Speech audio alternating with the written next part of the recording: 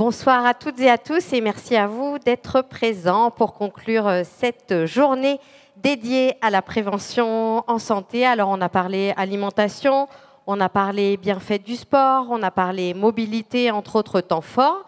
Et la conclusion, c'est sous forme de table ronde et elle vise à faire le point sur l'utilisation de l'intelligence artificielle dans le domaine de la santé en général et en particulier dans celui de la prévention. Le corps médical et tous les professionnels qui travaillent dans ce secteur observent un potentiel croissant de solutions technologiques et des perspectives prometteuses qu'elles dessinent. Mais on peut se poser un certain nombre de questions. Qu'en est-il vraiment? Quelle assistance l'intelligence artificielle promet-elle? Et quelle valeur ajoutée pour les patients, entre autres? Je suis Valérie Ravinet, je suis journaliste et j'ai le plaisir d'animer cette table ronde ce soir où nous accueillons 4 experts, 3 présents, 1 en ligne. Je vais commencer par le docteur Xavier Alacoque, médecin anesthésiste réanimateur et spécialiste des données. Vous êtes directeur des data, de la stratégie données et de la sécurité du système d'information de l'Institut universitaire du cancer de Toulouse, l'Oncopole. À vos côtés, Guillaume Bataillon, docteur pathologiste à l'IUCT Oncopole, impliqué sur les utilisations de l'IA dans la gestion des données dans votre spécialité. Et Carole Zizagara, qui est dirigeante de l'entreprise Télégraphique, une entreprise spécialisée dans le domaine des solutions connectées, intelligentes et innovantes pour le bien vieillir en particulier.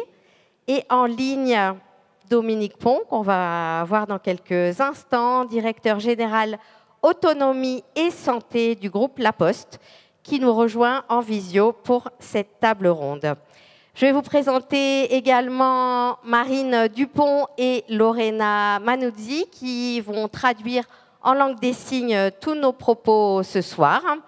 Et je vous propose pour démarrer un tour de table pour vous présenter un peu qui sont vos interlocuteurs au-delà de leur titre que je vous ai donné. Vous dire aussi qu'on va faire la part belle à vos questions, à vos remarques, à vos témoignages.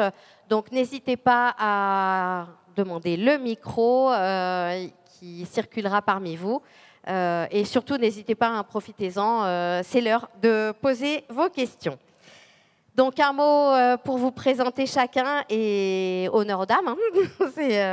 Donc, Carole Zizagara, je le disais, vous dirigez l'entreprise toulousaine Télégraphique, spécialisée dans l'analyse intelligente des données pour le Smart Care, puisque c'est comme ça qu'on dit. Vous n'êtes pas médecin, vous êtes ingénieur. Diplômé de l'école des mines ParisTech et vous avez travaillé 10 ans pour le constructeur automobile Renault avant de fonder Télégraphique en 2013. Vous avez reçu plusieurs prix à titre personnel ou pour l'entreprise et vous avez été membre du Conseil national du numérique et vice-présidente Impact French Tech à Toulouse. Et si vous êtes autour de la table aujourd'hui, c'est que l'activité de l'entreprise que vous dirigez est au carrefour de la technique et de la santé, et on va en parler. Pour votre part, Guillaume Bataillon, vous êtes donc médecin pathologiste à l'Oncopole de Toulouse, je le disais. Vous avez auparavant travaillé à l'Institut Curie et vous êtes spécialisé en pathologie mammaire et gynécologique. Vous avez conduit plusieurs projets d'implémentation d'algorithmes dans les outils que vous utilisez au quotidien. Alors, je ne sais pas si on fait un sondage, mais pour qu'on ne s'interroge pas trop sur votre spécialité, vous êtes celui qui examine au microscope les tissus qu'on a pu prélever sur un patient pour établir un diagnostic et orienter le choix de traitement. Est-ce que c'est bien ça? C'est parfaitement expliqué. Merci. Xavier Alacoque, donc je le disais, vous êtes médecin anesthésiste, réanimateur et spécialiste des données. Vous avez d'ailleurs suivi une formation au MIT entre 2018 et 2021 sur le sujet et vous avez rejoint les équipes de l'Oncopole Claudius Regaud en janvier dernier pour accompagner la transition numérique et déployer une stratégie données de l'établissement, y compris sur le volet sécurité, puisqu'on vous a confié la responsabilité de la sécurité du système d'information. Et ce n'est pas rien quand on parle d'intelligence artificielle. Et je termine ce tour de table avec vous, Dominique Pont. Vous êtes aujourd'hui directeur général de la Poste Santé et Autonomie, en charge du développement des services de confiance numérique, et notamment en santé. Là encore, vous allez nous expliquer durant cette table ronde ce dont il s'agit. Vous aussi, vous êtes ingénieur. Donc on voit bien qu'il y a plusieurs spécialités autour de cette thématique et de cette problématique d'IA en santé. Vous êtes ingénieur de Télécom Sud Paris pour être parfaitement exact. Vous avez travaillé dans l'industrie et on vous connaît ici pour avoir dirigé la clinique Pasteur, devenue sous votre impulsion un lieu d'innovation dans le secteur de la santé. De 2019 à 2022, vous avez aussi assuré une mission ministérielle. Vous étiez responsable au numérique en santé. Merci à tous les 4 d'être présents ce soir. Et comme il était indiqué dans le programme, on a assisté ces dernières années à une explosion véritable de l'IA dans tous les domaines de la santé. Pourquoi cette forte introduction de l'IA? Pour quels usages et à quelle fin? On va commencer par vous et avec vous, Guillaume Bataillon. On va prendre votre exemple. Comment et en quoi l'IA s'est-elle introduite dans votre manière de travailler? Peut-être en commençant par un exemple simple. J'allais répondre à la question pourquoi l'IA était arrivée en médecine. C'est qu'à chaque fois, je répète qu'il y a 3 facteurs. Il y a les données. Du coup, on a de plus en plus de données. Nous, on regarde des images au microscope et on les numérise depuis récemment, donc ça génère énormément de données. Il y a les processeurs, dont la puissance augmente énormément ces derniers temps, et donc qui nous permet de faire des calculs. Et le 3e facteur, c'est les algorithmes. Donc c'est la conjonction de ces 3 paramètres qui fait qu'on utilise de plus en plus d'IA en médecine. Donc algorithme et création de bases de données, on est passé par une phase de numérisation d'abord. Tout à fait. Algorithme. Alors il y a un certain nombre de questions et de thématiques qui se posent avec l'exposé que vous venez de partager avec nous, et notamment... La Hub avait lancé un challenge aux pathologistes, donc à notre spécialité, de collecter des lames dans toute la France pour constituer une base de données. Et donc on a collecté 5000 lames, prélèvements de col utérin, qu'on a centralisées, on les a numérisées, on les a centralisées de manière complètement anonyme. Et ces lames ont été dans un 2e temps annotées par un groupe de pathologistes pour dire quelles lésions étaient sur ces lames, avant d'être mis à disposition de compétiteurs, d'équipes, d'ingénieurs, pour développer des algorithmes permettant de classer ces lames et donner les lésions sur ces lames. Alors, on va décoder juste un tout petit peu le Health Data Hub. Est-ce que vous pouvez nous rappeler ce que c'est? Alors, c'est un organisme national qui s'occupe de centraliser des données et de les stocker et de les mettre à disposition de l'ensemble des chercheurs potentiels. C'est de faire des banques de données accessibles à tout le monde. C'est français. Si on revient à l'échelle nationale, il existe aussi à l'échelle internationale des banques de données avec des lames pour ma spécialité, mais aussi des données cliniques ou des données biologiques moléculaires. Donc l'IA ne change rien finalement au départ à l'examen sur les lames? Non, tout à fait, oui. Le produit de base ne change pas. Oui. Combien d'examens par an pour vous? Alors, notre laboratoire centralise l'ensemble des prélèvements réalisés à la fois au CHU, à l'Oncopole et dans des centres hospitaliers plus périphériques. Et on a environ 1600 cas par an, ce qui représente 1600 cas par an. Est-ce que l'IA a changé le nombre d'examens que vous pouviez réaliser? C'est l'objectif. C'est vraiment l'objectif d'être plus efficace et de fiabiliser les diagnostics qui sont réalisés sur ces lames.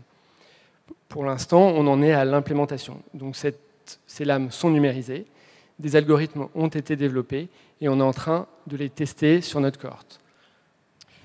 Quels sont pour vous les grands enjeux de l'application de l'IA dans votre métier? Est-ce que ça va permettre d'être plus rapide? Est-ce que ça va permettre d'être plus efficace et dans quel délai, finalement, on peut imaginer une implémentation totale des outils d'intelligence artificielle?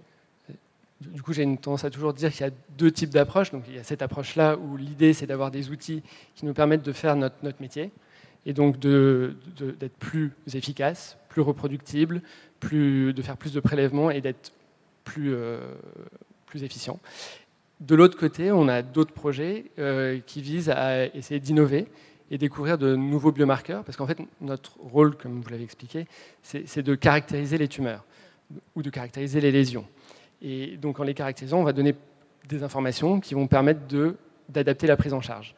Le fait de faire des cohortes, de les analyser avec des outils d'IA va potentiellement nous permettre d'aller plus loin dans cette analyse et de trouver des petits signes, des choses qu'on ne voit pas, nous, à l'œil nu, et d'essayer d'améliorer la prise en charge des patients. Est-ce qu'on transpose un même outil, un même algorithme, quels que soient les types de cancers qu'on étudie? Je vois Xavier qui fait non. Alors, j'ai envie de dire qu'il y a... Voilà, c'est ça. Dans mon expérience, alors c'était surtout à l'Institut Curie, on avait développé un pipeline, on avait développé un algorithme qu'on a utilisé pour plusieurs questions. En fait, ce qui change vraiment, c'est la base de données. L'approche algorithmique, on a appliqué la même pour 5 ou 6 questions. Donc, le cœur de la question, c'est plutôt les bases de données et la question biologique. En gros, il faut qu'on fournisse une base de données propre, qu'on définisse une question biologique et qu'on fasse tourner un algorithme. Après, il y a plein de types d'algorithmes différents. Ok, et c'est ça qui va être développé dans les années à venir. C'est ça qui va être développé avec des évolutions et potentiellement une croissance exponentielle en termes d'outils et d'applications. Alors, il y a des questions un certain nombre de questions qu'on se pose, et notamment celle-ci. Est-ce que c'est l'IA qui prédit les traitements? Actuellement? Actuellement et à l'avenir? Actuellement, non. Non. Actuellement, on reste sur une réunion de concertation pluridisciplinaire où on va se réunir entre oncologues, chirurgiens, anapathes, radiologues, et on va essayer de définir au mieux la prise en charge suivant notre expérience et les données qu'on va fournir et discuter. Alors juste, si je peux rajouter un petit truc, parce qu'en fait, l'intelligence artificielle dans le monde de la médecine et dans notre expertise est en fait une aide très très précieuse, parce qu'en fait, ce qu'il faut comprendre, c'est que dans le monde scientifique médical, il y a un nombre incalculable de papiers de recherche qui sont publiés tous les jours, et en fait, arriver à faire la synthèse dans un domaine spécifique devient en fait une gageure. Là où l'intelligence artificielle va peut-être nous aider à faire quelque chose, c'est dans ce qu'on appelle l'ontologie, c'est-à-dire en fait essayer de comprendre les connexions entre les pathologies et en fait ce qui sous-tend la pathologie, et en fait arriver à sortir de l'ensemble de la littérature une synthèse, un digest en fait, avec des indices de confiance, parce que toutes les publications ne sont pas équivalentes, mais en fait donner en fait aux praticiens et aux réunions multidisciplinaires des arguments fiables sur l'ensemble de l'information médicale qui est publiée dans le monde et up-to-date. Parce que si on met un humain dessus, il va faire ça, très bien, mais il va prendre un mois pour le faire. L'intelligence artificielle est vraiment vue en médecine pour faire de la récupération et de la consolidation d'informations. Est-ce que vous diriez que c'est une assistance à la fois au diagnostic et au traitement Oui, alors c'est vrai que vous m'avez posé cette question actuellement. Oui. Et dans le futur. Oui, j'aurais pu rebondir plus facilement dans le futur. Actuellement, là où les algorithmes sont très performants, c'est dans la reproduction. Là, on atteint les algorithmes sont meilleurs et plus fiables que nous pour nos tâches répétitives, chronophages et ce qu'on fait tous les jours. Après, quand je vous dis la mise en place de traitements, ça, c'est d'autres projets qu'on a eu en effet. Les résultats, c'est des questions beaucoup plus délicates. C'est en effet prédire quelle va être la réponse à un traitement par une tumeur, c'est beaucoup plus compliqué. Et là, les scores sont beaucoup plus à nuancer, et ça doit passer, pour être mis en place en routine, par des essais cliniques. Tant qu'on n'implémentera pas de l'IA dans les essais cliniques, ça va être compliqué pour moi à utiliser en routine. Après, l'autre question, c'est qu'est-ce qu'on entend par IA? Pendant nos réunions, on va utiliser des algorithmes assez simples pour prendre plusieurs paramètres et essayer de prédire la réponse, faire des scores. Des scores, on en a tous les jours. C'est une sorte d'IA. Mais on n'est pas sur des réseaux de neurones. Voilà. Donc, une assistance pour plus de rapidité et plus d'efficacité dans votre travail. C'est ça. Gardez le micro, Xavier Alacoque. Je vous ai présenté, mais je voudrais bien qu'on comprenne bien ce que c'est que votre travail. Est-ce que vous pouvez nous l'expliquer ? Oui, très certainement. Merci infiniment d'être venu nous voir ce soir et de brainstormer avec nous sur l'intelligence artificielle et en fait la santé de manière globale. Moi, je suis réanimateur, donc je pense qu'en fait vous n'êtes pas très prompt à venir interagir avec moi dans le monde de l'hôpital. Et en fait, je vous le souhaite. C'est-à-dire, je souhaite voir un minimum de gens en fait au cours de mon exercice. Donc en fait, ça m'a fait penser à autre chose, penser à quelque chose de plus holistique au niveau de la santé. Et donc en fait, ça se rapproche de la définition de la santé au niveau de l'OMS. Comment est-ce qu'on fait en sorte d'éviter aux personnes qui ont une pathologie ou qui sont en fait en bonne santé, à venir au final consommer énormément de soins lourds et en fait mettre en jeu leur vie. Donc en fait, j'ai commencé à me poser la question très très tôt en fait en faisant de la réanimation, en disant comment est-ce que en utilisant l'intelligence artificielle et les données, on arrive à s'acheminer vers ça. Donc en fait, jusqu'à présent, je vais peut-être vous faire un petit profil de la médecine jusque dans les années 2000, on a parlé de médecine préventive, c'est-à-dire qu'en fait on utilisait les données pour faire le diagnostic sur ce qui était arrivé et comprendre en fait pourquoi c'était arrivé. Donc en fait ça c'est la médecine préventive. Dans les années 2000, on est arrivé à introduire une nouvelle idée, c'est la médecine prédictive, c'est-à-dire en fait la médecine personnalisée en disant voilà, sur les données du patient, qu'est-ce qui va arriver et comment est-ce que moi, en tant que médecin, je vais pouvoir en fait corriger avant que ça n'arrive. Et le but de l'IA, à mon sens, et c'est pour ça que en fait, j'ai pris les fonctions de directeur des data et de la transition numérique pour justement implémenter l'entraînement d'algorithmes sur les données de santé, c'est la troisième phase de la médecine qui est arrivée relativement récemment, dans les années 2020, là, où en fait on va aborder la médecine prescriptive. C'est-à-dire on va aborder une médecine proactive, c'est comment éviter et comment faire en sorte de préserver son capital et ne pas tomber dans la décompensation, l'arrivée aux urgences et en fait la réanimation. Moi tout ce que je veux c'est encore une fois ne pas avoir de patients. Pas parce que j'ai pas envie de travailler, ça m'intéresse énormément et en fait préserver la vie c'est en fait ce qui a fait mon essence et ce pourquoi j'ai fait médecine. Mais ceci étant en fait je trouve qu'au niveau de l'ensemble de la population, bien vivre tous ensemble sans avoir de détérioration de l'autonomie, la santé à titre global, en fait, c'est peut-être le plus précieux à préserver. Donc, comment est-ce qu'on fait ça ? On fait ça grâce à l'avènement des... Alors, l'IA est comme le muscle pour le cerveau. Le machine learning, en fait, c'est l'ensemble des outils qu'on peut utiliser pour entraîner l'IA, c'est le cerveau. L'IA est l'application, en fait, de ces outils. Comment est-ce qu'on fait pour entraîner ces outils ? Il nous faut des gros volumes de données. Jusqu'à présent, on avait des problèmes en santé pour libérer la donnée. Et donc, en fait, on était un peu limité. Guillaume, lui, a accès à des données qui sont très, très importantes parce que c'est des données d'images dans lesquelles il peut aller faire beaucoup d'analyses. Au niveau de la ligne de vie d'un patient, jusque dans les années 2000, en fait, on avait relativement peu de données dans un dossier patient informatisé.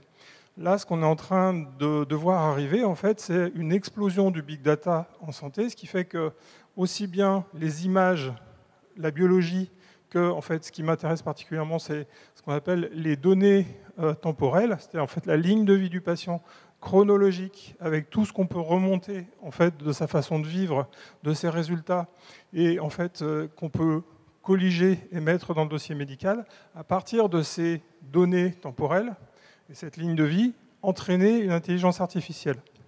Alors, pour qu'elle puisse nous prescrire pour faire de la médecine prescriptive, c'est-à-dire en fait, en gros, éviter qu'on aille du côté de la réanimation et de la décompensation, et en fait nous prescrire des choses pour rester en bonne santé, bien avant que n'arrivent les problèmes, et particulièrement dans des domaines de la maladie chronique, qu'on connaît très bien en réanimation. Quand on a des décompensations, c'est très probablement qu'on a une maladie chronique sous-jacente. Alors, on a déjà quand même des politiques publiques qui nous prescrivent un certain nombre de choses. En quoi l'IA change la donne? Et du coup, personnaliser, c'est personnalisé jusqu'où? Est-ce qu'on vient prendre notre ADN pour ensuite nous dire, ben voilà, il faut adopter tel régime alimentaire, etc., etc., de manière très individualisée? C'est Oui, ça l'évolution? exactement. C'est-à-dire que grosso modo, alors c'est là où en fait je vous pose une question à tous. C'est les données, vous voulez les donner à qui? Vous voulez les donner aux GAFAM et qu'en fait ils l'utilisent à titre commercial, aux entreprises, ou alors en fait vous voulez donner à des key players ou des gens qui font le système de soins et qui vont en fait mettre de l'éthique et qui vont mettre de la sécurité pour éviter que ça sorte.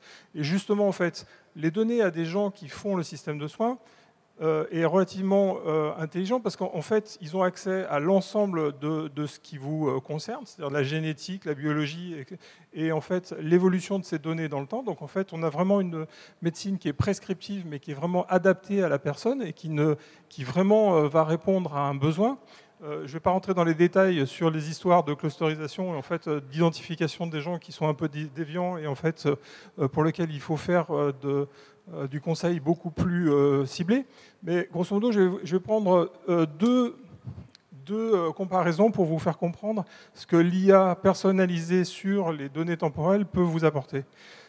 Vous avez une voiture, vous ne la faites pas passer par le garagiste, et à un moment, vous allez devoir changer le moteur parce qu'en fait, le moteur sera grillé. En fait, il aurait peut-être fallu faire un peu d'anticipation avant et en fait prendre 2 ou 3 paramètres pour pouvoir en fait anticiper un switch vers quelque chose qui peut être dangereux pour votre moteur.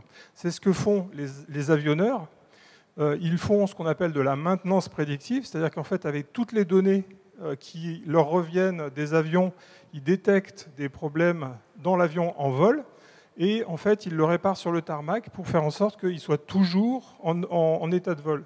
Et ben, en santé, avec l'IA et les données longitudinales, c'est ce qu'on aimerait faire et c'est ce qu'on essaye de faire et de s'organiser au niveau des systèmes de soins. C'est en fait garder en tête l'ensemble de vos données dans le temps pour pouvoir en fait anticiper des parcours qui vont en fait déroger en fait à la bonne santé et donc intervenir avant en fait les problèmes graves. Ok, on donne nos données pour nous permettre d'être mieux soignés, mais est-ce qu'on ne les donne qu'aux professionnels de santé? Est-ce que mes données de santé, est-ce que si je suis malade, une mutuelle, une quelconque assurance, une banque pourra refuser un crédit au prétexte que je suis atteinte d'un cancer, par exemple? C'est tout l'intérêt de les garder dans le système de soins et le système de santé. C'est-à-dire que on est médecin, on a porté le serment d'Hippocrate quand on a été institué dans nos fonctions. Et donc, en fait, il y a une ligne qui est vraiment très, très claire dans le serment d'Hippocrate, c'est les informations qu'on va récolter sur les patients ne sortiront pas en fait de mon bureau et en fait je ne pourrai en aucun cas en fait les communiquer à quiconque. Et on est en fait des garants de la sécurité et de la confidentialité des données. Donc c'est pour ça qu'en fait, on s'est inscrit dans cette démarche de protéger la donnée et de la maintenir dans un centre de soins. Maintenant, en fait, la loi est très claire. En fait, le RGPD, l'ANIS et toutes les lois qui arrivent actuellement pour protéger les données, c'est en aucun cas les données qui vous correspondent vous seront opposables. En aucun cas, on ne pourra les utiliser contre vous. Charge à nous, quand on entraîne des modèles d'IA, de faire en sorte que l'éthique et que le côté non vulnérant de l'IA soit préservé. C'est-à-dire qu'en fait, le livrable qu'on va donner pour l'IA ne sera en aucun cas quelque chose qui pourra venir contre en fait, votre volonté et contre vos prérogatives. Tous ces éléments, on va les élargir et je vous ai vu sourire, Dominique Pont, derrière l'écran en écoutant Xavier Alacoque. Je voudrais juste vous proposer de faire un détour par l'activité de Carole Zizagara pour aborder un autre aspect de la prévention en santé et de manière à ce qu'on puisse débattre de toutes ces questions d'éthique, de réglementation, de sécurité et de consentement de la manière la plus large possible. Est-ce que je peux vous laisser nous expliquer ce que vous faites ? Carole Zizagara. Alors, nous, l'IA et l'analyse de données, on l'utilise dans un domaine qui est le bien vieillir. C'est un domaine dans lequel on essaye de proposer des solutions aux personnes qui souhaiteraient rester à domicile le plus longtemps possible.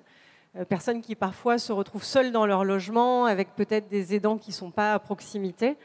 Et puis, on couvre également le domaine de tout ce qui est les nouveaux types d'habitats pour seniors, résidences seniors.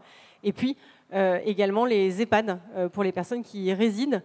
Et dans ces domaines-là, nous, ce qui a un peu changé les possibilités qu'on pouvait avoir au-delà de l'arrivée des bases de données, des processeurs, ça a été aussi l'Internet des objets.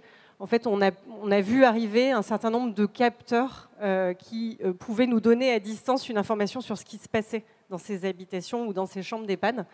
Et aujourd'hui, on dispose de systèmes à distance qui permettent finalement d'apprendre avec une IA les habitudes de vie d'une personne dans son domicile et ensuite, sans la déranger, sans être intrusif, en restant sur, par exemple, des capteurs de mouvement qui sont les mêmes que vous avez sur un système d'alarme, d'être capable d'envoyer une alerte si la personne chute ou s'il y a une activité anormale qu'on détecte. Du coup, donc là, on parle de technologie, d'IA, de type apprentissage automatique, machine learning. On parle de moteur de règles. On parle de croisement de données. Et puis, la qualité de la donnée est importante. On a des capteurs qui nous donnent aujourd'hui des données fréquentes. C'est du temps réel, en quelque sorte, non intrusif, et qui nous permettent de faire tout ça. Et voilà. Et donc, ce qu'on cherche à faire, donc je vous ai parlé de systèmes d'alerte pour détecter des chutes ou des activités anormales, mais on est aussi beaucoup en train de travailler sur tout ce qui est prévention de la perte d'autonomie. Comment on peut agir le plus tôt possible pour faire reculer une perte d'autonomie, permettre à une personne de rester le plus longtemps possible chez elle, faire ce qu'elle a envie de continuer à faire.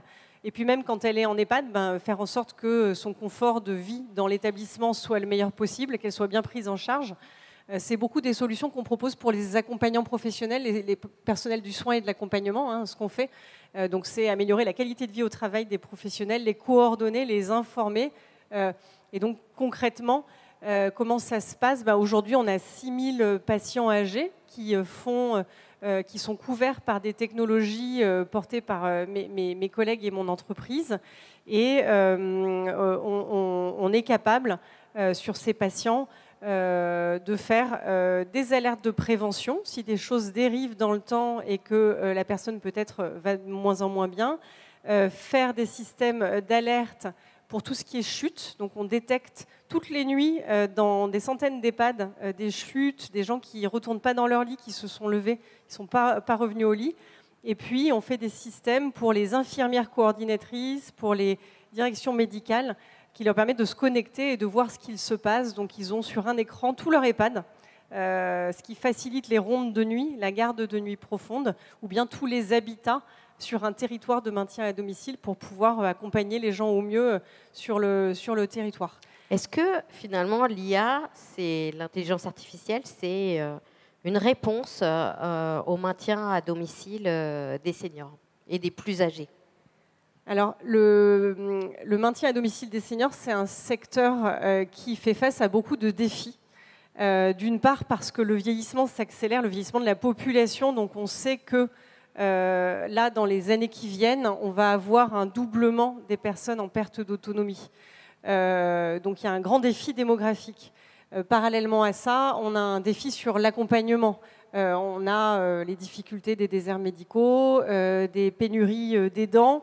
Les aidants familiaux sont plus loin qu'avant, il y en a moins souvent qu'avant. Nous, les gens qu'on accompagne en maintien à domicile, 30% d'entre eux n'ont pas d'aidants. Il n'y a personne autour pour les accompagner, donc il faut que ce soit des professionnels ou des associations qui prennent le relais. Et donc face à ces défis, comme il n'y a pas assez d'humains, on pense que oui, la technologie est un complément qui ne doit surtout pas remplacer la base qui est l'accompagnement humain et de proximité, et donc qui reste, mais qui doit complémenter. Et donc nous, on essaye de faire de l'humain augmenté avec des outils technologiques, du digital, des écrans. Et oui, ça aide beaucoup. On permet à des gens de rester 2 ans de plus chez eux que s'il n'avait pas eu de solution, il serait parti en EHPAD beaucoup plus tôt. Et 2 ans, c'est beaucoup. Donc les familles sont plutôt ravies de la situation.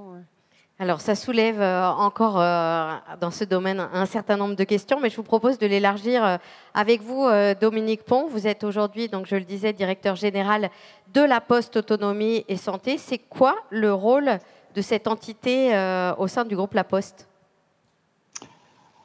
C'est pas tellement connu, évidemment, hein, Valérie, mais le groupe La Poste aujourd'hui devient un acteur assez important du secteur de la santé sur les sujets, un petit peu comme ce qui vient d'être expliqué précédemment, à la fois du aller vers les populations sur des sujets de prévention, pour aller repérer des fragilités. Donc, dans la lignée de ce qui vient d'être expliqué, on participe dans des grands programmes nationaux, notamment portés par l'Institut du bien vieillir du professeur Vélas à Toulouse. En fait, on met à disposition nos ressources humaines pour aller voir les Français chez eux pour faire du repérage de fragilité des seniors avec des algorithmes et sous la directive de médecins qui nous demandent d'aller voir les populations pour récolter des informations, pour repérer des fragilités des seniors, pour éviter de la perte d'autonomie. Donc il y a tout un volet humain, d'accompagnement humain sur ces sujets de prévention. Et ensuite, le groupe La Poste, depuis à peu près 7-8 ans, est devenu un très gros acteur du numérique, et notamment des sujets de data et d'intelligence artificielle, avec une filiale qui est grosse aujourd'hui, de plus de 8000 personnes, qui fait partie des grosses entreprises françaises du numérique, qui s'appelle DocaPost, et qui travaille beaucoup sur ces sujets de numérique, de data et d'IA, avec une conviction, un petit peu comme ce qu'expliquait Xavier Alacoque sur la souveraineté des données. Nous, on essaie d'être un acteur de la souveraineté des algorithmes et des technologies. Donc, essayer de construire un gros acteur européen capable d'être une alternative aux géants que sont les ChatGPT, les Microsoft, etc. À notre échelle, bien sûr, mais avec de la technologie et souveraine, française et européenne, et surtout en partenariat avec les professionnels de santé qui, eux, doivent gérer la donnée de santé qui doit, à mon avis, surtout pas être capturée justement par les GAFA, mais qui doit, avec l'accord des citoyens, des patients, être à disposition des professionnels de santé, des instituts de recherche français et européens. Voilà, je pense que nous, on se positionne comme un industriel facilitant et technologique autour de ça. Je vais revenir sur cette question de tech souveraine parce qu'elle nous importe à tous. Juste avant ça, une question sur la formation des personnels de la Poste qui sont en contact avec les populations. Est-ce que ça change les profils des personnels de la Poste quand on leur demande d'avoir une action de soutien vis-à-vis des populations, notamment sur les territoires les plus éloignés ? Évidemment, le groupe La Poste, c'est pas que des facteurs, c'est pas que des gens qui amènent du courrier. Il y a beaucoup de sociétés. Le groupe La Poste, aujourd'hui, dans son activité, le courrier ne représente plus que 15% de son activité puisque le courrier disparaît. Et donc, il y a beaucoup de sociétés qui ont été acquises par le groupe La Poste, avec des infirmières, des auxiliaires de vie, avec des diététiciennes. On a ce qu'on appelle des prestataires de santé à domicile qui amènent du matériel médical à domicile. Là, c'est des gens formés à ça. C'est pas mal d'infirmières et de personnel paramédical. On a des plateaux infirmiers de télésuivi, télésurveillance. Donc, le groupe La Poste a muté dans ces métiers. Alors, je vous propose de revenir sur cette question de la souveraineté des données. Donc, on le sait, vous êtes un fervent militant d'une tech souveraine en ligne. Et si j'analyse correctement avec les objectifs de l'Agence de l'innovation en santé qui a été lancée fin octobre 2022 pour piloter le volet santé du plan Innovation Santé France 2030, qui vise, je cite, à accélérer la transformation des secteurs clés de notre économie par l'innovation et à positionner la France non pas seulement en acteur, mais bien en leader du monde de demain. La question, c'est, aux uns et aux autres, je vous la pose, pourquoi est-ce qu'il nous faut des outils à nous ? Je vous laisse répondre en premier, Dominique Pont, si vous voulez bien. Pourquoi c'est important ? Moi, je suis un militant, mais ce militantisme de la souveraineté technologique est lié à une grosse vingtaine d'années d'expérience dans le secteur de la santé, qui est le secteur qui m'est cher. Moi, je pense que notre enjeu collectif, en tout cas en France, c'est de sauvegarder notre système de santé qui est quand même fondé sur un principe de solidarité. Le financement du système de santé est basé sur la solidarité, c'est basé sur les cotisations sociales. L'éthique, un petit peu à la française du soin, ce qu'on cherche à faire, le respect de la vie individuelle, le fait que les données de santé ne soient pas bradées, notamment à des assureurs, vous avez posé la question, tout ça, c'est nos principes communs, notre éthique commune, notre tradition de pensée française européenne. Et moi, ce que je vous prédis, c'est qu'on peut mettre toute l'énergie qu'on veut en réglementation, en loi, si on ne maîtrise pas la technologie sous-jacente qui va permettre de soutenir le système de santé, on sera toujours en retard d'un train et on n'arrivera pas à garantir des modalités éthiques de la façon dont vont être traités les sujets de santé. La seule solution concrète, pragmatique, opérationnelle pour garantir un contrôle par les professionnels de santé et les citoyens de l'éthique du système de santé qui va être de plus en plus numérisé, de plus en plus technologique, c'est de maîtriser nous-mêmes les plateformes technologiques. Sinon, on ne maîtrisera pas ça. Pour donner l'exemple de l'intelligence artificielle, aujourd'hui, les algorithmes nouveaux là, à base d'apprentissage, ce qui a été expliqué tout à l'heure à base de machine learning, en gros, à la fin, si on le résume, c'est une boîte noire. On ne sait pas vraiment comment ça marche à l'intérieur. On ne sait pas totalement comment ça a été entraîné. On ne sait pas totalement si les concepteurs de ces algorithmes, ils ont utilisé en fait des préconisations, il n'y a pas de biais dans la façon dont ils ont fait l'apprentissage de leurs algorithmes. La seule solution, c'est de maîtriser cette technologie pour s'assurer en fait que ça va bien respecter nos critères éthiques à nous. Et ça, c'est vraiment une expérience ultra pragmatique. Toutes les 20 années d'expérience dans le secteur ont montré que chaque fois qu'on ne maîtrise pas la technologie, à un moment donné, il y a un dérapage éthique de la technologie en santé. Donc, humblement, on ne sera peut-être pas ChatGPT Microsoft, mais avec les données qu'on a, ce qui a été expliqué, voilà, on a des données de qualité aujourd'hui, on a des professionnels de qualité, on commence à avoir de la technologie de qualité. Il faut qu'il y ait cette mobilisation avec un soutien citoyen en disant traçons notre route. Et nous, notre route, ça ne sera peut-être pas le big data à l'américaine ou à la chinoise, ça sera peut-être quelque chose d'un peu plus léger en termes de quantité de données, mais on sera les champions de l'éthique du numérique et de la data et de l'IA. Et moi, je crois que ça, c'est l'avenir français, européen, technologique et notamment de la technologie en santé. Alors néanmoins, et je vous pose la question à tous, est-ce qu'on n'est pas déjà très en retard par rapport notamment aux Américains, voire aux Chinois, dont on ne sait sans doute pas tout ce qu'ils développent en matière d'intelligence artificielle. Je vous laisse prendre le micro, Xavier Alacoque. Alors en fait, je suis complètement d'accord avec toi, Dominique. En fait, on est complètement alignés sur le sujet. Il ne faut pas hésiter à faire un pas en arrière et à produire moins, mais de meilleure qualité, sachant qu'en fait, on n'a pas les moyens actuels d'aller sur la plate-bande des Chinois et des Américains. En fait, c'est ce qui nous pose problème et ce qui nous entache pour arriver à monter à l'échelle et à faire de l'intelligence artificielle multimodèle comme en fait OpenAI ou des sociétés comme ça arrivent à le faire. C'est que le budget alloué à l'entraînement du modèle d'intelligence artificielle est sans commune mesure avec l'ensemble de ce qu'on consomme en une année en santé. Donc en fait, on n'arrivera jamais à aller les challenger sur ce domaine-là. Et est-ce même souhaitable ? Est-ce que c'est souhaitable ? Non, je ne pense pas, parce qu'en fait, là, c'est faire en sorte de faire des modèles qui sont généraux, alors que, comme le dit très justement Dominique, en fait, si on fait de l'orfèvrerie dans l'intelligence artificielle, c'est-à-dire qu'on arrive à contrôler chacun des maillons de la chaîne, et à ce sujet d'ailleurs, l'Agence nationale de la sécurité des systèmes d'information a édicté des règles pour sécuriser en fait la production d'IA, mais en fait ça c'est une parenthèse.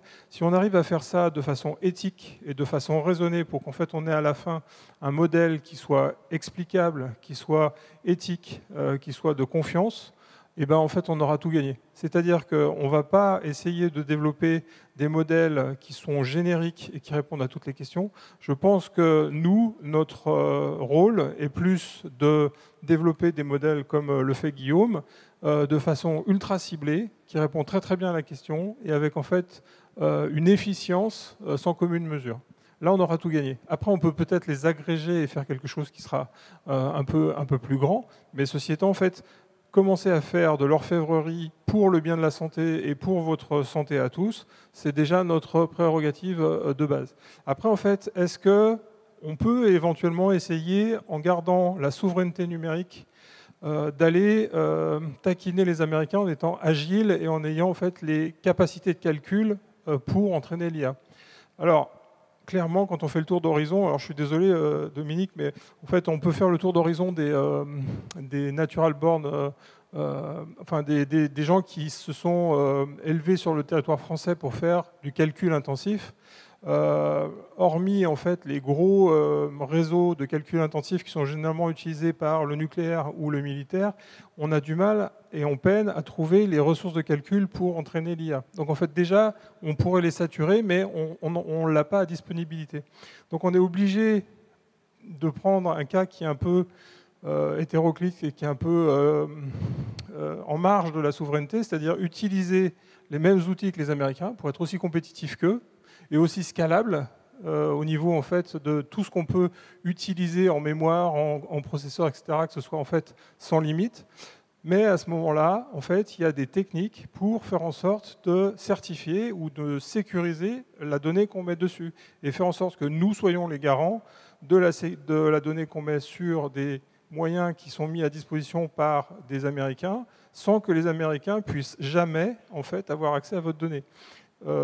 On ne va pas entrer dans les détails, mais il y a en fait une jurisprudence internationale qui s'appelle le Cloud Act, qui potentiellement peut donner à n'importe quel juge américain ou institution américaine la préemption des données dès lors qu'on les met sur des moyens de calcul qui sont internationaux et qui sont américains. Enfin, ça pose d'autres problématiques. Vous parliez de puissance de calcul, avec une limite qui est quand même écologique de l'utilisation de ces serveurs extrêmement puissants.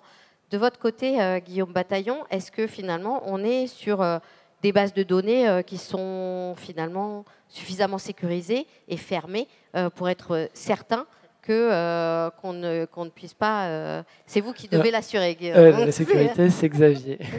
Mais je voulais peut-être revenir sur... J'ai du mal à mettre dans la même discussion finalement les bases de données et les algorithmes. Absolument. Même si ça va ensemble, on les gère un peu projet Aujourd'hui, les intelligences artificielles nous ont portés vers ces bases de données qui permettent tout ce qu'on vit aujourd'hui. Absolument. Mais du coup, la question de la base de données, si on en revient à ça, du coup, je pense qu'on est tous alignés sur l'objectif de gouvernance et des bases de données et des IA. C'est mieux si c'est détenu par des professionnels de santé, par l'hôpital ou par l'État. Après, donc, les bases de données, actuellement, comme je vous disais tout à l'heure, il y en a à l'échelle internationale, il y en a à l'échelle nationale qui sont disponibles, qui sont constituées de manière anonyme, et c'est celle-là que nous, on privilégie quand on fait de la recherche. Après, en local, c'est très compliqué pour un établissement de faire une base de données et de l'exploiter. Pour moi, dans mon expérience, une base de données locale, elle va servir à faire une preuve de concept et potentiellement à essayer de tester une approche qui a été élaborée ailleurs. Mais on va avoir du mal à faire quelque chose de généralisable à partir d'une base de données locale. En revanche, sur l'algorithme, vous pouvez en développer qui soit vraiment utilisé pour votre spécialité ? Pour ma spécialité, oui. Et là, on revient à ça. Si on développe un algorithme en local, on va avoir du mal à le généraliser à d'autres établissements. Donc après, pour la gouvernance des algorithmes, ça pose la question de est-ce qu'académiquement, on est capable de faire un algorithme qu'on pourra généraliser à l'ensemble des laboratoires. Pour moi, ça va être compliqué. Et c'est là qu'on peut s'appuyer sur la facilité qu'ont potentiellement les startups ou les industriels à faire des algorithmes généralisables. C'est une question, je ne suis pas sûr d'avoir la réponse et personnellement, j'oscille entre les deux. Voilà, l'objectif actuel dans mon laboratoire, c'est d'essayer d'utiliser des algorithmes open source, donc qui ont été développés et qui sont disponibles sur Internet et qu'on pourrait utiliser dans notre laboratoire localement. Carole Zizagara, sur cette question des outils, vous, ce que vous utilisez, sont de quelle nature et finalement, est-ce que c'est nécessaire de développer un savoir-faire souverain? Oui, après, moi, je pense qu'on a intérêt à raisonner beaucoup aussi au niveau européen sur ces sujets-là, parce qu'on parlait tout à l'heure de la Chine, des États-Unis, et la France est quand même petite sur l'échiquier mondial. Et c'est le problème qu'on a en tant que start-up aujourd'hui dans la santé en France. Moi, je suis dans un domaine qui est le vieillissement. Et quand on travaille dans ce domaine-là, on a beaucoup d'interlocuteurs. Il y a quand même le millefeuille administratif français. Et si on essaye de regarder en dehors de la France, c'est différent en Allemagne, c'est différent en Hollande. J'ai passé ma journée avec une personne de Hollande aujourd'hui sur ces sujets. On n'a pas le droit de faire la même chose avec les données de santé qu'en France. Et donc, il faut essayer de comprendre, voilà, dans telle région, c'est telle stratégie. En France, c'est telle autre stratégie. Le pays d'à côté, c'est encore autre chose. Donc, c'est très difficile de développer un tissu d'entreprise à partir de start-up qu'on souhaite vouloir passer à l'échelle dans ce contexte. Par contre, ce qui se fait aujourd'hui en France pour s'organiser tous ensemble pour faire progresser et digitaliser plus la santé, ça c'est extrêmement important parce que ça permet enfin d'avoir des cadres réglementaires dans lesquels on puisse se situer pour, par exemple, faire se parler des systèmes entre eux et échanger des données et faire en sorte qu'on ait vraiment, par exemple, demain, une plateforme qui nous donne le cercle de soins autour d'un patient. Nous, un patient âgé, il n'a pas que son médecin traitant, il a aussi des aidants, il est dans le médico-social, il est peut-être pris en charge dans un parcours, il a peut-être des soucis pour faire ses courses. On voit bien que le cercle, ça peut être vaste, et que si on arrive à faire circuler la donnée dans tout ça, on arrivera à mieux prendre en charge les patients. Et après, tout à l'heure, on parlait pas mal d'IA, dernière génération, IA générative, etc. Je rappelle qu'aujourd'hui, les chats GPT qui nécessitent beaucoup de R&D, finalement, leur fonctionnement, c'est d'aller analyser tous les mots et les bouts de mots et les phrases qu'on a dans l'ensemble de l'Internet mondial et d'apprendre comment les phrases sont faites. Et quand on vous donne en IA générative le début d'une phrase, ça a appris que d'habitude, après le début de cette phrase, il y a le mot suivant, et puis ensuite le mot suivant, et c'est comme ça que ça vous génère votre réponse. Sauf que ça donne des réponses qui parfois comportent des hallucinations, des choses complètement fausses. Et en santé, on peut imaginer le problème que ça peut poser d'avoir une réponse fausse sur un diagnostic. Et donc, c'est des technologies qui, effectivement, de façon généraliste, sont extrêmement puissantes pour poser des questions générales. Maintenant, sur des domaines pointus et d'expertise qui ne sont pas parfois aujourd'hui encore les plus pertinentes. Et donc, parfois aujourd'hui, déjà, quand on utilise du croisement de données, qu'on étudie les données en longitudinal dans la durée, des données hétérogènes de plusieurs provenances et qu'on utilise des algorithmes, même encore dirigés, qui ne sont pas génératifs, déjà on arrive à des bons résultats en fait. Donc voilà, donc nous on est dans des domaines d'expertise où déjà on essaye de faire se parler les systèmes entre eux. Donc par exemple les systèmes d'information des aides à domicile, c'est bien que ça parle avec l'infirmière coordinatrice qui va être le care manager pour cette personne sur son territoire. C'est bien que ça parle avec la téléassistance. La téléassistance, c'est le médaillon qu'on a. On appuie dessus pour parler avec un téléopérateur si on est en difficulté chez soi. C'est bien que ça parle avec le dossier patient. Parce qu'il y a un dossier patient de cette personne qui est suivi dans le cadre de son maintien à domicile renforcé. Après, il y a le lien ville-hôpital, donc il faut que ça suive si la personne elle est hospitalisée. Si ensuite elle revient à domicile, il faut qu'il y ait encore un suivi, un transfert des données.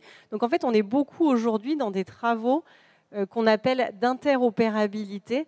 Et de tuyauterie de données. Alors, c'est exactement l'une des thématiques que j'imaginais qu'on puisse aborder ce soir, celle de l'interopérabilité des systèmes. On reviendra aussi sur les questions d'explicabilité que vous évoquiez et de biais pour que vraiment on comprenne très exactement les enjeux qu'il y a derrière. Mais sur cette question de l'interopérabilité des systèmes, aujourd'hui, systématiquement, elle se pose et les médecins vous disent bah oui, mais moi je ne peux pas apprendre 36 systèmes différents pour parler à tel hôpital, à tel hôpital, à tel hôpital.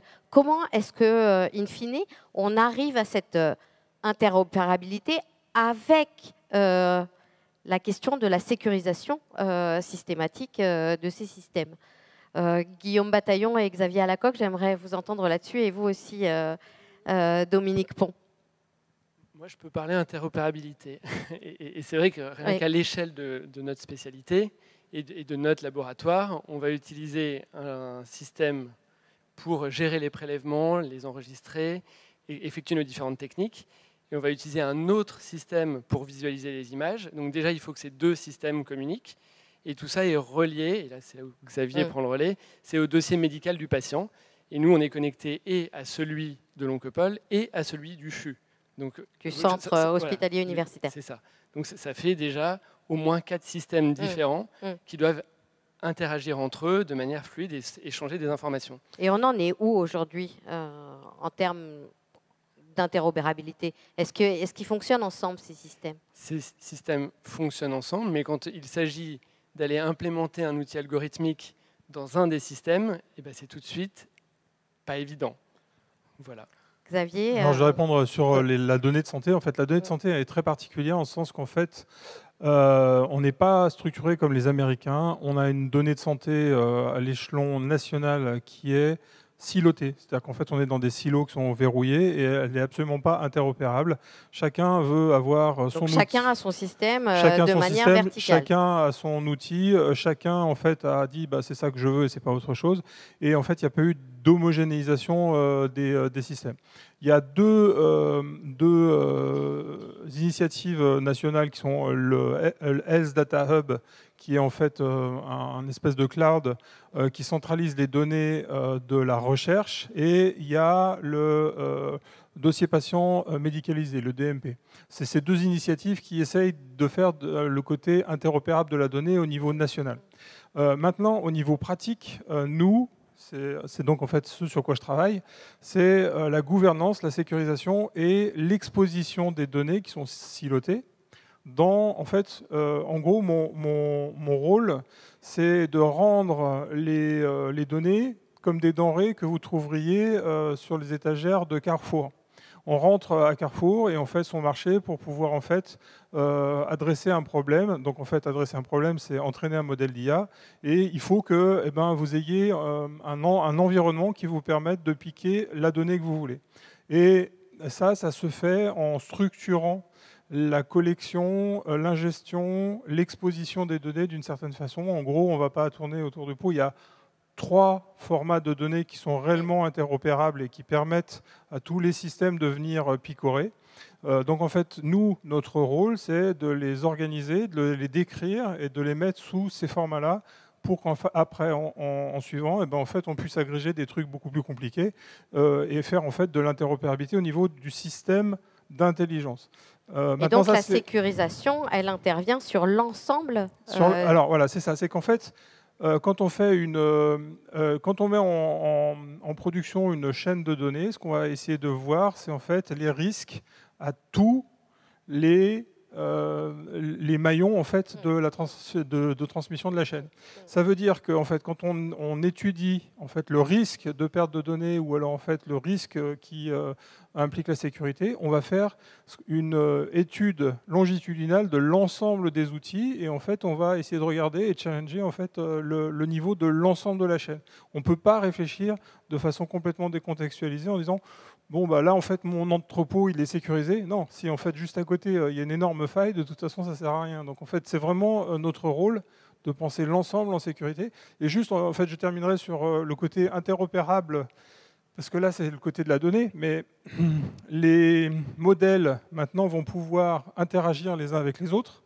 Et même, en fait, des modèles d'intelligence artificielle qui sont entraînés pour un but précis peuvent avoir un orchestrateur, c'est en fait un modèle d'intelligence artificielle qui va les orchestrer les uns après les autres. Donc en fait, l'interopérabilité au niveau intelligence artificielle va être au niveau de l'intelligence artificielle. Et après, en fait, il y a l'interopérabilité au niveau des humains. Et ça, c'est beaucoup plus compliqué à résoudre. En effet. Je vais vous laisser réagir là-dessus, Dominique Pont, sur d'une part l'interopérabilité des systèmes, et puis ensuite de revenir aussi, et peut-être avec vous, Guillaume Bataillon, sur l'explicabilité aujourd'hui, d'une part, et donc sur cette notion de biais, si vous pouviez bien nous l'expliquer finalement. Quand on confie à un algorithme une prédiction, en quoi est-ce qu'on peut être sûr finalement, est-ce qu'on peut comprendre comment il a pris cette décision d'une part, et d'autre part, est-ce qu'on peut être sûr de la décision qu'il a prise? Alors pour la première question sur l'interopérabilité, je connais assez bien le sujet puisque pendant 4 ans, j'étais aux manettes au niveau de l'État. Et en fait, pour se dire les choses de façon assez simple, le numérique en santé en France, il s'est développé dans l'anarchie complète sans aucune régulation de l'État pendant une vingtaine d'années. Donc chaque médecin, chaque hôpital, chaque biologiste, chaque radiologue, tout le monde s'est équipé de ce qu'il voulait sans aucune règle. Ça veut dire chacun son WhatsApp, etc. Exactement. Exactement. Donc en gros, l'image qu'on peut avoir, c'est on a laissé se construire une sorte de bidonville numérique. Et maintenant, on se dit, ah oui, non, mais il faudrait passer des routes dans le bidonville, il faudrait qu'on ait tous le même réseau d'électricité, etc., etc. Et donc là, vous imaginez le chantier que c'est. Ça veut dire qu'il faut revenir en arrière sur les dizaines de milliers de logiciels qui ont été déployés depuis 20 ans en France pour modifier chacun de ces logiciels pour qu'ils parlent le même langage, qu'ils structurent les données médicales de la même façon, etc., avec un tampon de l'État. Donc c'est un chantier colossal, mais... D'autant que les intérêts des éditeurs sont peut-être relativement divergents quand même. Alors, ce qu'il faut quand même voir, qui est important, qui s'est passé là, ces dernières années en France, c'est que l'État a repris le sujet en main en imposant des règles, voilà, une feuille de route, une doctrine, des référentiels, avec un programme qui s'appelle le programme Ségur numérique, qui impose aux éditeurs de logiciels de commencer à respecter des règles communes, donc de modifier leur logiciel à des fins ultimes d'interopérabilité. Et si jamais ils ne respectent pas ça, le financement de ces logiciels par la collectivité, à la fois pour les médecins, les hôpitaux et pour les éditeurs de logiciels, sera suspendu. Donc ça a quand même créé une sorte de mouvement général, voilà, de mettre en œuvre en fait des règles communes et des tampons de la puissance publique sur les logiciels, mais il faudra encore au moins 5 à 10 ans pour qu'ils respectent vraiment ces mêmes normes pour communiquer entre eux. Mais ça progresse comme ça n'a jamais progressé depuis 20 ans. Donc il faut voir aussi le bon côté des choses. Sur le deuxième point, sur l'explicabilité, moi j'ai commencé ma carrière de jeune ingénieur sur les réseaux de neurones. C'était dans le domaine militaire. De temps en temps, on faisait apprendre des choses, on était super contents, on se disait « Ah, ça marche, ça repère un certain nombre de choses ». Et puis on s'apercevait en fait que l'algorithme, les réseaux de neurones comme ça, numériques, avaient appris quelque chose qui était faux, qui était sans rapport avec le sujet. Ça donnait l'illusion qu'il prenait une bonne décision, mais dans certains cas, en fait, il prenait de très mauvaises décisions parce qu'il avait appris ce qu'on appelle un biais, c'est-à-dire il avait repéré des choses qui se passaient, mais qui n'étaient pas en rapport avec le sujet. Par exemple, il peut détecter, par exemple, une tumeur, mais cette tumeur, il peut prédire qu'elle est plus ou moins nocive, plus ou moins maligne, mais on ne sait pas exactement comment il va décider parce qu'on est incapable de rentrer à l'intérieur de l'algorithme de ces systèmes d'apprentissage. Et donc aujourd'hui, comment faire pour réguler ça ? Ce qui est quand même toujours à l'initiative de nos pays, notamment de l'Europe, il y a ce qu'on appelle l'IA Act, qui pose un principe qui est de dire si on n'est pas capable de le faire, au moins régulièrement, il faut qu'on puisse, en quelque sorte, avoir des experts d'un domaine qui puissent contrôler ce que fait l'IA en quotidien. Et c'est ce qu'on appelle la garantie humaine de l'IA. Et donc ça, c'est une initiative européenne quand même. Ça vient d'être impulsé au niveau européen. Il faut maintenant que chaque pays le décline dans son système. Mais en tout cas, au moins, on commence à prendre en compte le fait que l'IA doit être contrôlée par des êtres humains experts de leur sujet. Et c'est ça qu'on appelle la garantie humaine. Et là, pour moi, typiquement par rapport à ce qu'on disait tout à l'heure, notamment avec Xavier, si on devient champion de la garantie humaine de l'IA avec les bons processus, on reprendra un coup d'avance sur les sujets d'IA en santé. Ça veut dire qu'on corrige manuellement, systématiquement, les biais qui peuvent être induits ? Ça veut dire qu'on contrôle les dérives. Un petit peu comme pour vérifier qu'un médicament marche, eh bien, vous voyez, vous avez un double test. À côté de l'IA, il y a un médecin spécialiste, je sais pas, un radiologue qui fera lui-même son propre diagnostic et puis on comparera le résultat des deux. Peut-être que l'IA sera meilleure que le médecin, mais on aura au moins ce réflexe de contrôler ça en permanence. Et cette obligation de mettre en place un dispositif de garantie humaine, il va être imposé aux utilisateurs de l'IA et aux concepteurs de ces systèmes d'IA. Et ça, pour moi, c'est une des rares impulsions concrètes et pragmatiques pour essayer de faire du mieux qu'on peut pour contrôler l'éthique de l'IA. Mais il y aura des dérives, c'est sûr. Alors, j'ajoute juste qu'en effet, les Européens sont les premiers à avoir développé une législation autour de l'utilisation et du développement des intelligences artificielles à travers cet IA Act. Guillaume Bataillon, vous imaginez réagir et j'aimerais bien vous entendre aussi sur les biais. Exactement. On a sur tous les biais. ces anecdotes sur les biais. Dès qu'on fait un peu de recherche, voilà. Moi, mon expérience, c'est qu'on avait fait une cohorte, donc on avait collecté plein de lames, et qu'on cherchait à prédire une anomalie moléculaire, donc elle est présente ou pas présente. Et le problème, la première fois qu'on a fait tourner notre réseau de neurones, l'algorithme prédisait quasiment parfaitement cette anomalie. Mais en fait, on s'est rendu compte qu'il y avait une différence de couleur entre les lames suivant la cohorte. En gros, il y avait une vieille cohorte où les lames s'étaient un peu décolorées, qui avait l'anomalie, et la cohorte récente qui ne l'avait pas. Vous avez mis longtemps à réaliser ce alors, c'est là où je peux être rassurant sur le fait de pouvoir contrôler, et je suis complètement d'accord sur le fait qu'on doit avoir un expert derrière qui doit visualiser. C'est que nous, on va pouvoir... En fait, l'algorithme analyse une image, et elle attribue... On n'analyse pas l'image entière, on analyse des petites parties de l'image, et après, derrière, il y a un score qui est attribué à chaque partie de l'image pour essayer de prédire le label qu'on cherche, donc l'anomalie ou le diagnostic. Et donc, nous, on va pouvoir visualiser au niveau de l'image où l'algorithme a regardé pour faire son diagnostic. Et donc, on peut le vérifier et voir que c'est cette partie. Donc là, dans le cas présent, on avait bien remarqué assez vite qu'en gros, toutes les lames qui avaient un label étaient roses, les autres étaient violettes, quoi, de manière générale. Et ça, globalement, on a tous une petite anecdote là-dessus, quoi. Alors juste, en fait, je rebondis dessus parce qu'en fait, ce qu'il faut comprendre dans l'intelligence artificielle quand on entraîne un modèle, c'est que c'est pas binaire. C'est-à-dire qu'en fait, on va pas faire de la prédiction à 100%. Donc, ça veut dire que, grosso modo, là actuellement, le meilleur des algorithmes qui a été entraîné va vous faire une prédiction d'une fiabilité de 85 à 90%. Une pièce jetée en l'air, c'est 50%.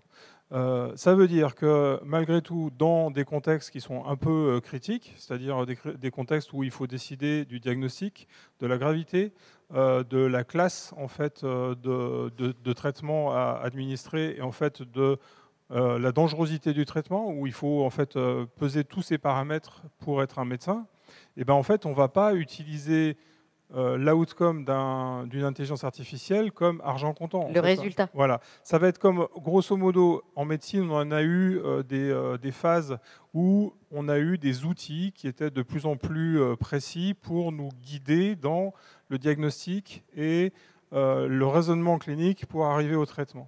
Par exemple, en fait, la biologie, à un moment, a été une énorme avancée dans la médecine. Pour autant, en fait, au début, les résultats de la biologie étaient beaucoup plus approximatifs qu'ils ne sont actuellement.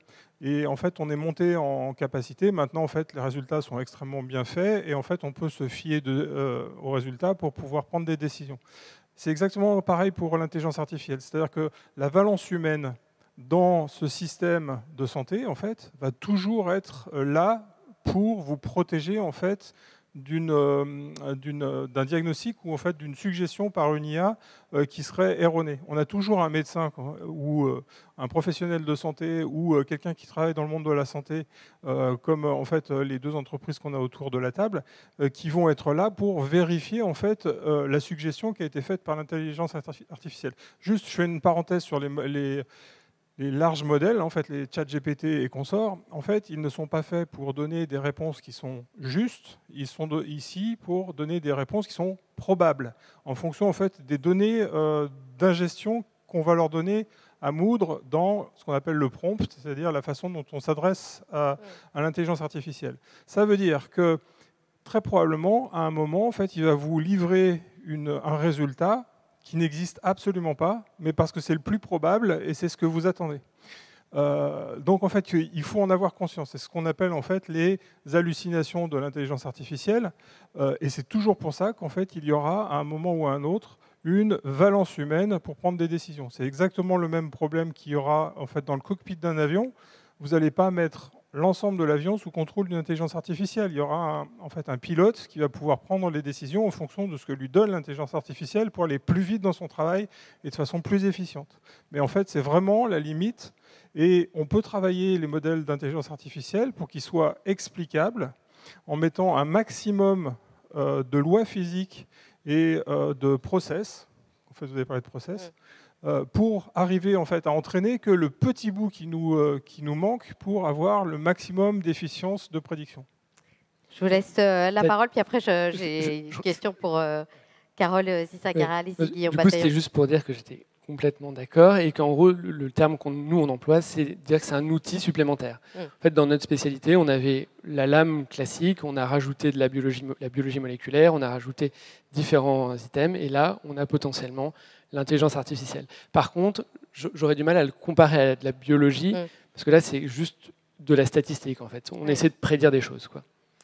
De votre côté et dans vos applications, Carole Zizagara, est-ce que les capteurs peuvent se tromper, ou alors le résultat de ce qu'on vous apporte sur vos plateformes est source d'erreur, et comment ça se passe? Alors déjà, il faut savoir que dans certains domaines, on a aujourd'hui des choses qu'on n'avait pas il y a 4 ans et qui marchent très très très bien. Par exemple, sur la détection de chute en chambre d'EHPAD, à base de caméra fish eye, en fait, ça voit la pièce depuis le plafond et ça regarde. Et il y a des algorithmes maintenant qui, à partir de cette image vue d'en haut, arrivent à détecter les taux de chute à peu près à 98%. Maintenant, et avec très peu de faux positifs, parce qu'en fait ce qu'on mesure, c'est le taux de sensibilité et le taux de spécificité. Le taux de sensibilité, c'est est-ce que j'arrive à détecter l'événement chute qui a eu lieu. Donc si je suis fort, je suis à 99% de taux de détection, je ne rate qu'une chute sur 100. Et le taux de spécificité, c'est est-ce que je n'envoie pas trop de fausses alarmes. Et la chance qu'on a dans ces environnements-là, avec des soignants qui sont là, c'est qu'on peut avoir une confirmation humaine. Donc chaque fois qu'il y a une chute qui est ratée, ils le signalent. C'est un événement indésirable qui est rentré dans le logiciel. Et chaque fois qu'une chute leur est signalée, ils acquittent. Et donc ils disent oui, il y a chute. Ou non, il n'y a pas eu chute. Donc on a une validation. Et sur les habitats plus éloignés, les gens qui sont tout seuls, comment ça se passe ? Alors, sur des domiciles particuliers, c'est plus compliqué parce que déjà, les domiciles, c'est très différent d'une personne à une autre. On a des gros corps de ferme avec des grandes portes en bois. On a des petits appartements, des T1, des T2. C'est plus compliqué en termes de capteurs qu'on peut mettre à l'intérieur. Il faut que ce soit accessible au plus grand nombre, tout ça. Donc comment on fait pour que les technologies puissent être implémentées facilement chez un grand nombre de personnes sans que ça coûte trop cher, sans que ce soit intrusif, avec des données sécurisées, etc.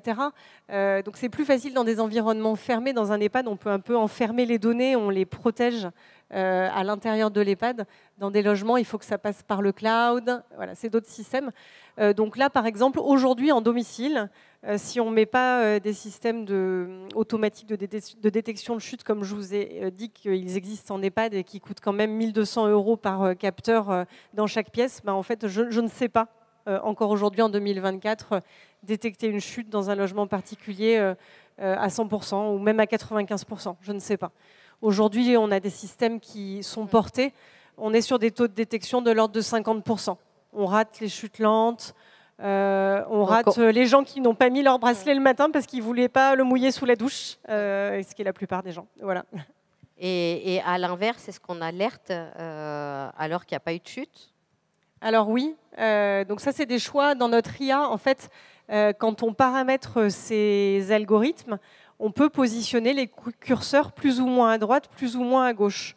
On peut dire, je veux plus d'alertes. Je sais qu'il y en aura plus qui seront fausses, mais au moins j'en raterai moins le jour où il y aura une vraie alerte. C'est un choix algorithmique. Donc nous, ça s'appelle le paramétrage des seuils dans notre logiciel. Et donc, on gère ça finement. Et puis, quand il y a trop d'alertes, on rebaisse un peu. Et donc, c'est délicat. Mais sur la détection d'activité anormale à distance, on est sur des taux de validation d'à peu près 1 sur 2 par la personne ou ses aidants. Ça veut dire que 1 sur 2 ne sont pas validés. Mais on l'assume, on le traite. On ne dit pas qu'on détecte de la chute avec ça. On dit qu'on donne une probabilité que l'activité soit anormale, là, voilà, et on prend contact avec la personne et ça prend la forme d'un appel de convivialité. Donc c'est une façon de prendre contact qui n'est pas bonjour madame, c'est le téléopérateur, vous avez sûrement chuté, dites-nous si tout va bien. C'est plutôt madame, on vient prendre de vos nouvelles. Voilà, comment allez-vous? Et donc c'est pas le même discours, c'est pas les mêmes scripts qui sont suivis. On fait avec les erreurs de la technologie qui n'est pas encore parfaite. Et on apprend? Est-ce que ça veut dire que dans les années à venir, le taux de sécurisation Alors, oui. Déjà, les algorithmes sont auto-apprenants. C'est-à-dire que quand on a le téléopérateur qui appelle la personne et qui demande si tout va bien, en fonction de ce qui est dit, derrière, eh bien, nous, on reçoit le rapport de levée de doute, ça s'appelle. Et en fait, on fait une analyse sémantique sur ce rapport. Donc, on va identifier les mots-clés dans le rapport. Donc, si on a les mots-clés qui apparaissent, hospitalisation, on a appelé les pompiers, ils sont intervenus. Voilà, on classifie typiquement cette alerte-là comme une chute qui s'est produite avec intervention extérieure et donc hospitalisation. Si par contre on a tout va bien, c'était un test de la personne qui voulait vérifier que son médaillon fonctionnait, on classe ça en fausse alerte et en fait c'est réinjecté dans l'intelligence. Donc toutes les nuits, l'intelligence reprend en compte ça, donc ça s'améliore au fur et à mesure des mois, des semaines. Et puis après, comme on le disait tout à l'heure, tout ça progresse très vite. On voit bien que tous les domaines de l'IA progressent très vite.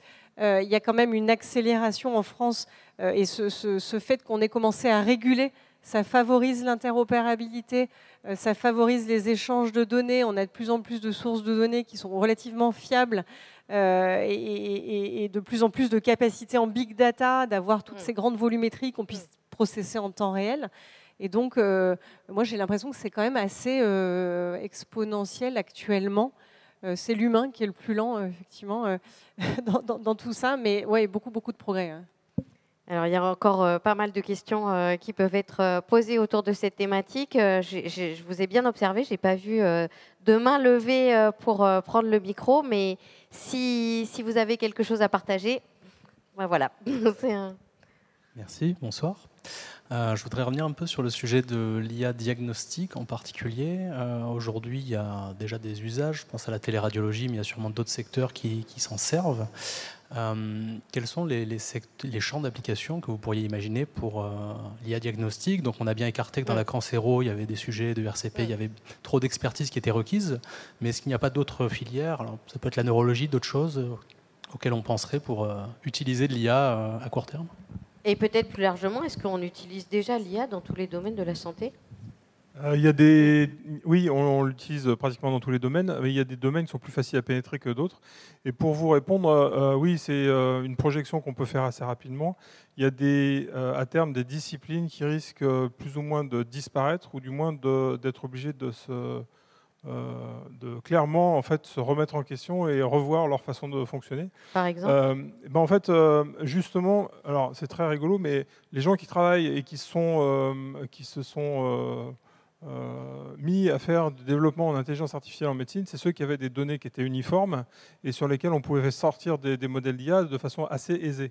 Le problème, c'est qu'en fait, c'est en train de les dépasser. C'est-à-dire que, grosso modo, vous avez parlé du diagnostic dans l'image. Alors, en fait, ce qu'il faut comprendre, c'est qu'un diagnostic dans l'image est beaucoup plus efficient qu'un radiologue qui traite beaucoup d'informations dans... C'est là où je suis obligé de dire stop. Voilà. non, mais on vient juste de dire avant qu'il y aurait toujours un professionnel pour vérifier. Il y aura toujours un professionnel. Mais en fait, mais la performance de l'intelligence artificielle peut dépasser... On connaît le métier, c'est-à-dire en fait, un radiologue, je ne parle que pour les radiologues, tu parleras pour les... voilà. Mais on a exactement le même métier. C'est des mêmes images, à part que nous, on a la couleur. Voilà. Et le rôle et la fatigue de quelqu'un qui fait un diagnostic toute une journée durant sur en fait, des lames ou alors une série d'images, etc., etc., on connaît très très bien en fait, les fréquences d'attention au niveau neuropsychologique chez l'humain. Et en fait, on sait très bien que quelquefois, en fait, un micro-détail peut passer à l'as.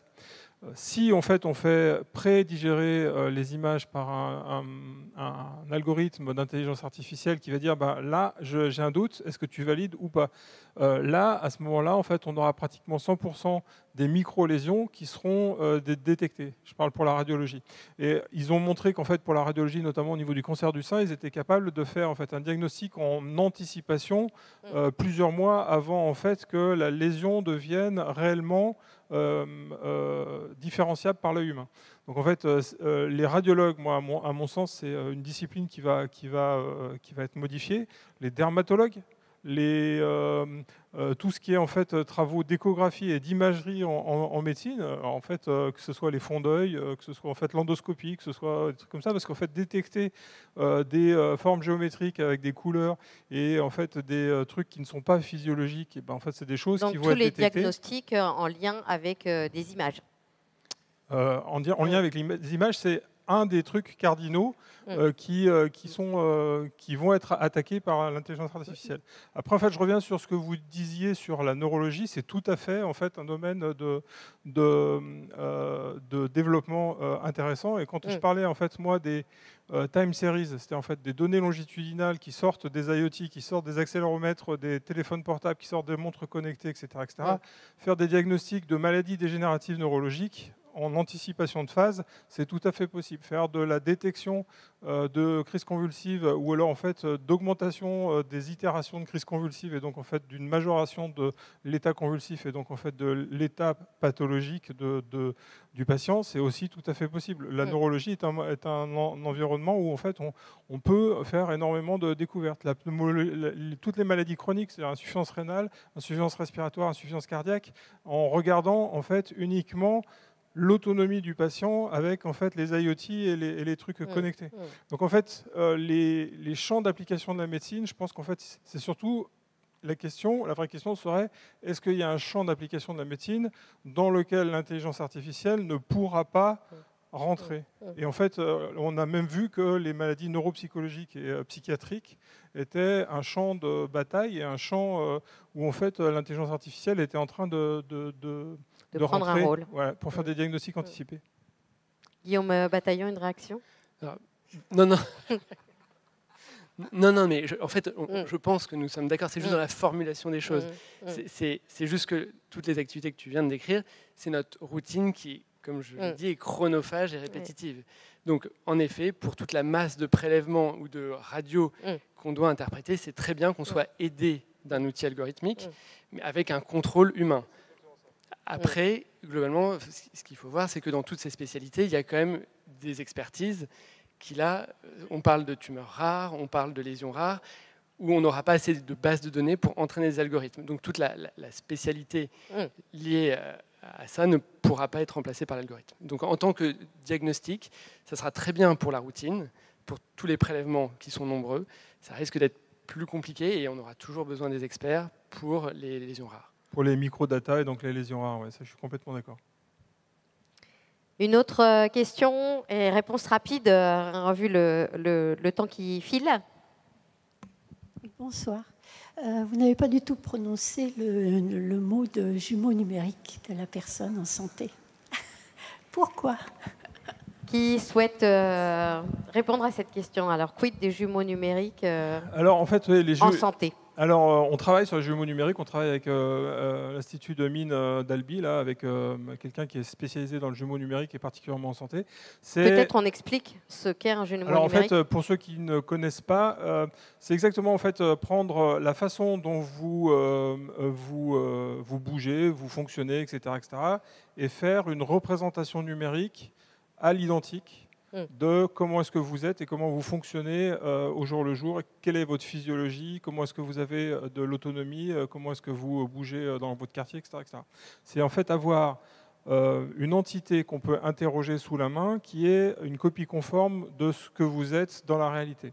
L'intérêt d'avoir des jumeaux numériques, c'est de pouvoir faire jouer des algorithmes et en fait des questions et tester un nombre incalculable de questions et de suppositions et de tests sur ce jumeau numérique pour trouver en fait la meilleure solution qui vous correspond. Donc, on n'a pas réellement parlé de jumeau numérique parce que c'est en marge de l'intelligence artificielle.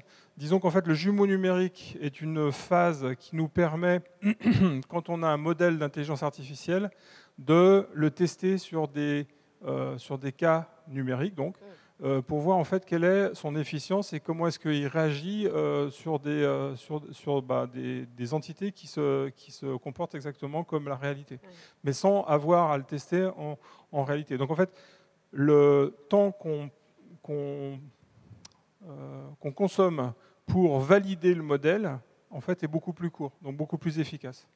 Alors juste un complément, Dominique Point, est-ce que vous utilisez des jumeaux numériques dans le développement de votre savoir-faire numérique Made in La Poste? En fait, ce qu'on a expliqué tout à l'heure, c'est que si on veut avoir une taille d'industriel costaud, il faut se positionner à une échelle européenne en associant les gros industriels. Donc nous, on a un partenariat avec Dassault Systèmes, qui est le spécialiste du jumeau numérique. Et nous, ce qu'on apporte, c'est la capacité cloud, c'est la capacité d'analyse des data et l'IA générative. Et donc, en fait, on a monté des partenariats avec Dassault Systèmes qui, eux, s'occupent spécifiquement des jumeaux numériques. On a répondu à votre interrogation. Allez, on prend une dernière question. Monsieur. Du coup, ouais. Alors, du coup, j'ai entendu la puissance de calcul. Enfin, je suis un peu là-dessus. C'est-à-dire la Chine qui a qui a plus de puissance, les États-Unis, les GAFAM, et potentiellement la possibilité d'éviter plus ou moins ça en focalisant l'orfèvrerie, là, comme ça a été dit. Des modèles plus modestes. Plus ciblés. Et plus ciblés, mais du coup, je me demandais, est-ce que du coup c'est contournable ou pas? Et si c'est pas contournable, est-ce qu'il y a des choses qui émergent, des appels à entreprises au niveau européen? J'ai entendu un peu, mais je ne sais pas concrètement s'il y a des solutions, s'il pourrait y avoir dans un avenir des solutions, etc. Est-ce que si je dis, doit-on forcément copier les Américains sur la manière dont ils ont développé aujourd'hui leur puissance d'intelligence artificielle, c'est correct? J'ai aussi entendu mentionner, peut-être dans certains contextes, il est possible d'utiliser une puissance ailleurs en sécurisant les données, en mettant du local, etc. Et du coup, en déplaçant les calculs. Je suis pas au clair là-dessus. Dominique Pont, puis Xavier Alacoque, est-ce qu'on doit développer nos outils spécifiques et est-ce que finalement on peut aller utiliser des ressources de calcul ailleurs? En fait, moi je pense que sur ces sujets, c'est qu'il y a une sorte de... On est intoxiqué, en fait.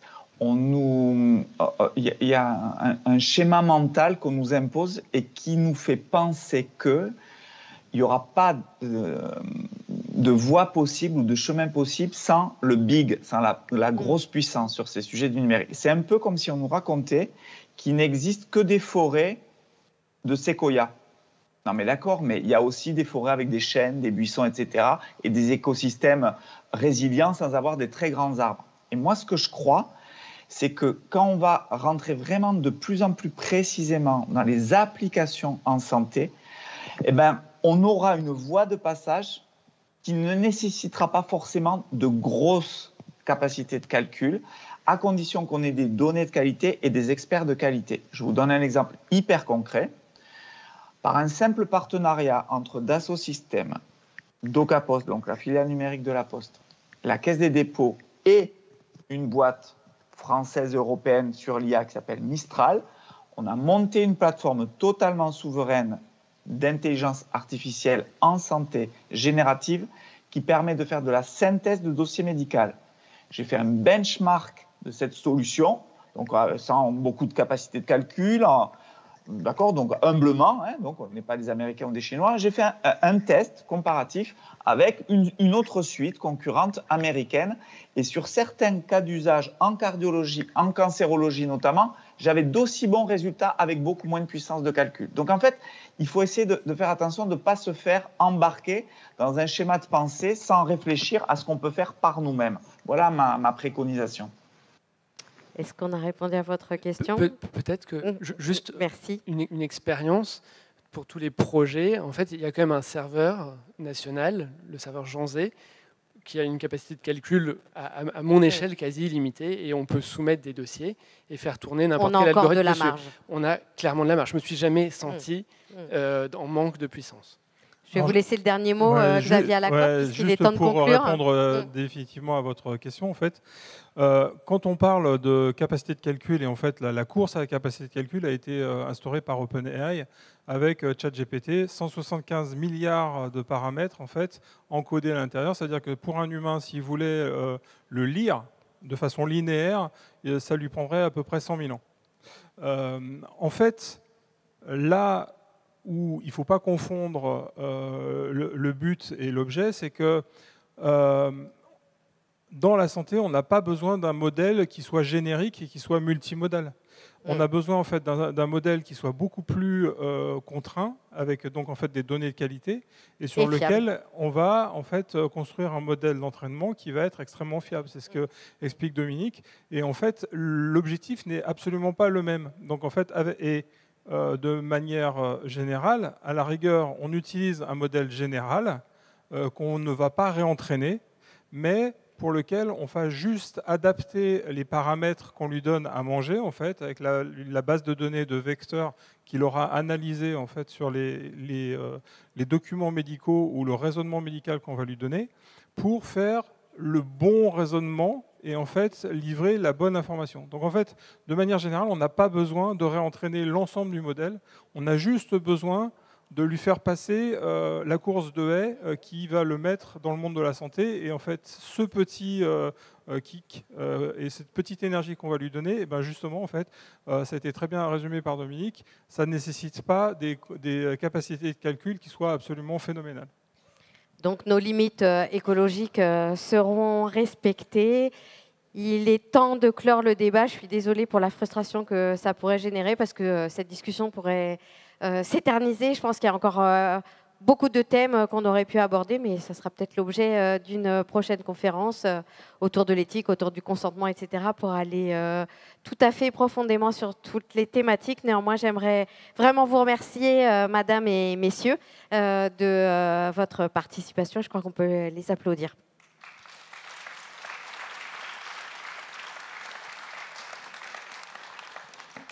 Il me reste à vous remercier pour votre attention qui était particulièrement forte ce soir. Merci beaucoup et très bonne soirée à tous. Merci.